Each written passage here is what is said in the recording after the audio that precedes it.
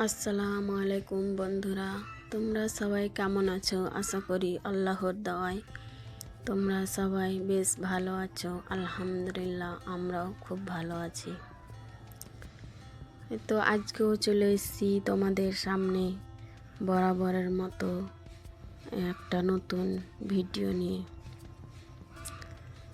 একা হাতে সংসার সামলে নিজেকে কিভাবে পরিপাটি রাখি। তো খুব সকাল সকাল উঠে নিজে ফ্রেশ হয়ে এত গরম জল বসিয়ে দিয়েছি। এখন এক হালকা লেবু চিপে দেবো, তারপর এই জলটাকে আমি খেয়ে নেব। তারপর অন্যান্য কাজে আমি লেগে পড়ব।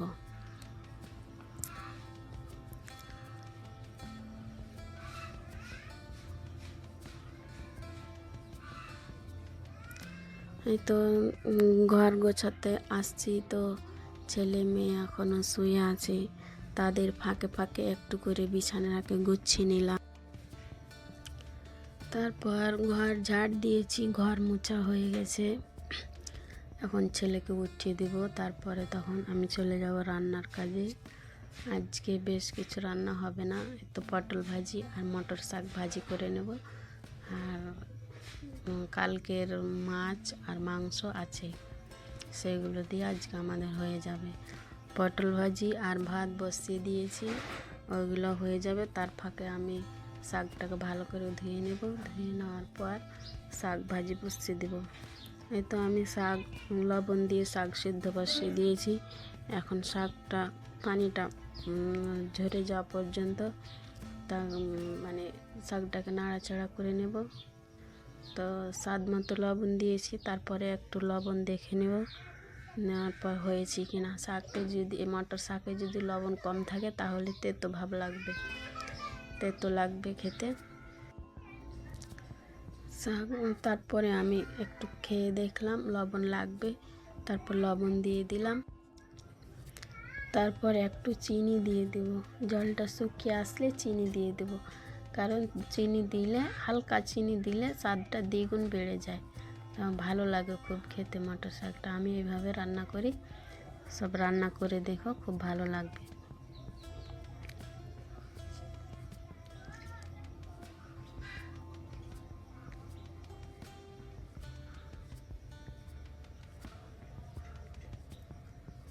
এখন আমি শাকটাকে ফোড়ন করে নেব।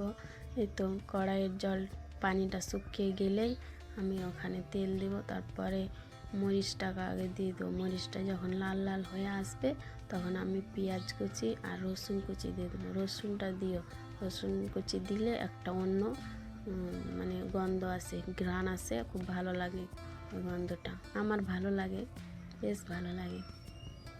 আমি এইভাবে রান্না করে থাকি।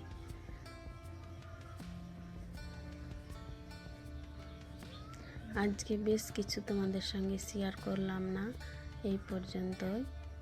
এই সব কিছুই এখন আজকে শেয়ার করলাম।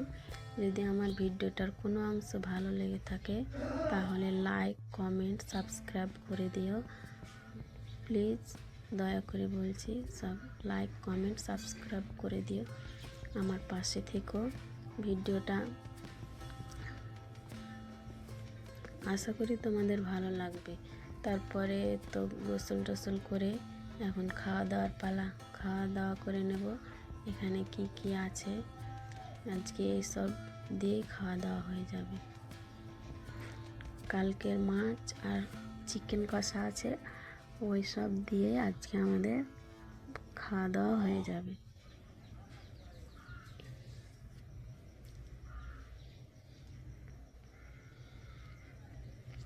আমার ভিডিওটা না টেনে প্রথম থেকে দেখো, আশা করি একটু না একটু ভালো লাগবে তোমাদের।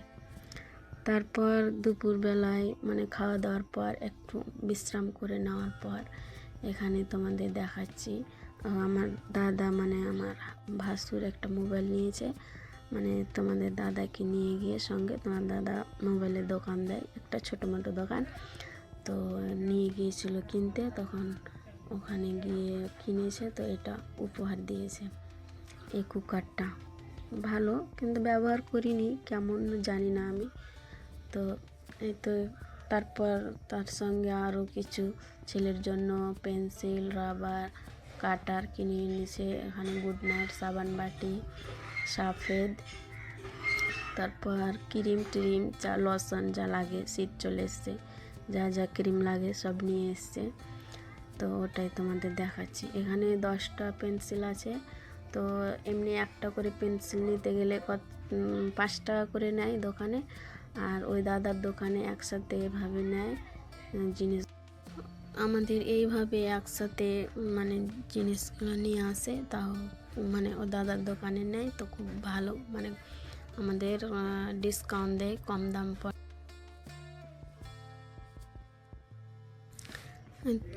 একটা body oil, lotion, good night, হয়তো আমার জন্য ডাব সাবান, আমার জন্য নিভিয়া, একটা গরমের পন্স। ওই পন্সটা এখন দরকার পড়বে না, যেহেতু নিয়ে এসে থাক, এখন খুলবো না, ওটা রেখে দেব। তারপর আজকে তোমাদের এই পর্যন্ত থাকলাম, পরের দিন তোমাদের সাথে কথা হবে। ভালো থেকো।